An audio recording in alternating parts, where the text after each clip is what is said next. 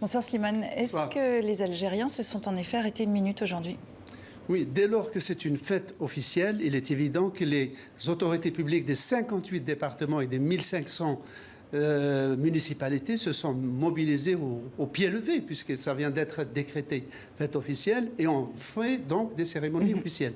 Mais c'est surtout parmi les Algériens de l'Île-de-France, où vivent encore les descendants des victimes et de leurs proches, que le souvenir en est le plus cuisant. Et aujourd'hui, sur le pont Saint-Michel, au pont de Baison, les Algériens de là-haut, les descendants d'Algériens de l'Île-de-France, l'ont célébré aussi. Le massacre a été longtemps caché en France, mais aussi en Algérie, et ça, c'est plus surprenant, Slimane.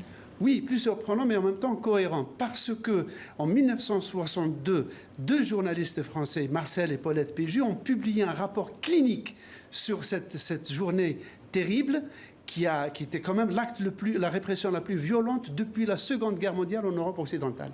Mais le livre a été interdit par les autorités françaises, mais surtout le pouvoir du président Ben Bella a demandé aux journalistes aussi de ne pas publier le livre. Pourquoi? Parce que les meneurs, les cadres politico-administratifs du FLN qui ont conduit cette manifestation étaient entre-temps devenus des opposants au régime en place à Alger. Et c'est ainsi qu'aussi incroyable que cela puisse paraître, ce n'est qu'à partir de 1991 que l'Algérie officielle a officiellement admis cette tragédie comme une célébration nationale.